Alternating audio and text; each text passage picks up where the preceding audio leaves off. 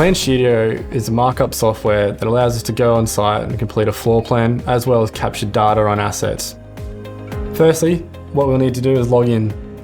Now your login will be related to an email address and a personalized password. Let's get into it. Now we've logged in and we've selected our particular client, what we're going to do is create a campus and then locate that campus. To do that, the pink plus button, followed by the locate campus button. What I'll be doing is using the search bar on the top left to then type in our address. Once you see a location appear in the search bar, select it, and PlanStudio will automatically go to that point. Now what we want to do is pinch and zoom and get the crosshairs over our building. Once you're happy with that positioning, click Save. Then we can select Add Campus, and now we can get into our site plan. Once we select our site plan, it will give us 3 options. We'll be selecting the Setup from Site Plan, and then it will give us 3 options again. The option I'll be using today is the Use Satellite Layer. Once we select that, we'll get 2 options between either Bing Maps or Metro Maps. Today I'll be using Metro Maps. With Metro Maps, it lets us go back in time to select a preferred day when the imagery was taken, but for today I'll be using the latest. Once we're happy with that, we select Next, and now we can rotate the building to the preferred angle. To do that, we simply tap and drag to create a red line along the wall of the building, release, and then PlanStudio then rotates the building to your preferred angle. We can use the toggle arrows on the left to slightly rotate it, but once you're happy with that rotation, select Done. Now that we've finished setting up our site plan, we're now going to jump into creating our building and floor plan. Once we create our floor plan, it'll give us some upload options. I'll be choosing the Create from Site Plan option. Once we select that option, it's going to load our satellite imagery into the background. I'm going to have the option to upload our graphic using the pink plus button in the bottom right hand corner. Once I've selected my graphic, it will then populate into PlanStudio.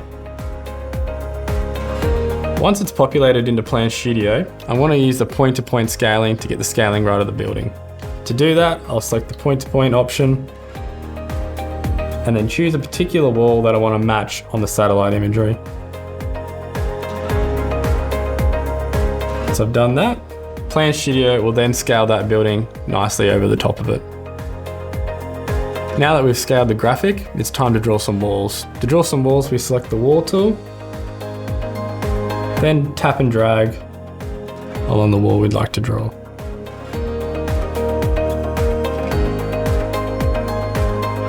Once we've drawn all the walls, it's now time to add doors.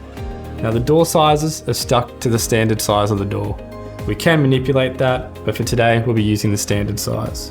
To add a door, we zoom in and tap and drag like so.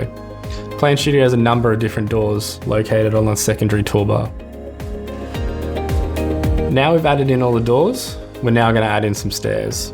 To add in the stairs, we select the stairs option, zoom in, and then tap and drag along the wall, creating our stairs.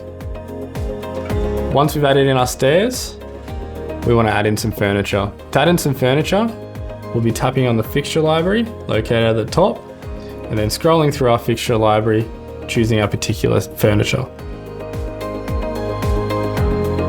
Once we select our furniture, it will populate in the middle, and then we're able to scale it and rotate it into size. Now that we've finished drafting our floor plan, we now want to add equipment.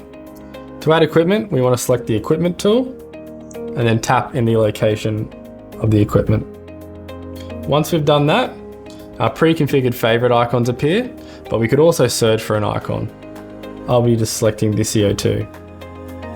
Once we've done that, if we want to add another icon to that same reference point, we can simply type in to our search bar, which will then automatically search through our default icon library. Once you've placed that, you also have the opportunity to add exit signs as well as evacuation diagrams to the floor plan. The beauty with PlanStudio is that it allows you to freely walk around while on site and capture all the fire reference points and take photos as well at the same time. You can add zones to your floor plan, whether that being interior zones, common area zones, or even presentation zones. You can add navigation paths, which will then show you the quickest egress path out of your floor plan.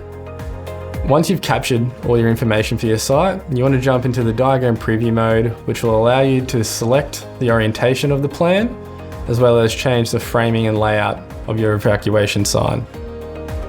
Once you've published your evacuation signs, you can either save them as a PDF or print them out and put them straight on the wall.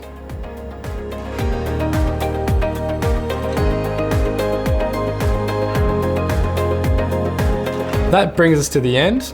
If you want to find out more, go to locatrix.com and start your free trial now. Thank you for watching this demonstration.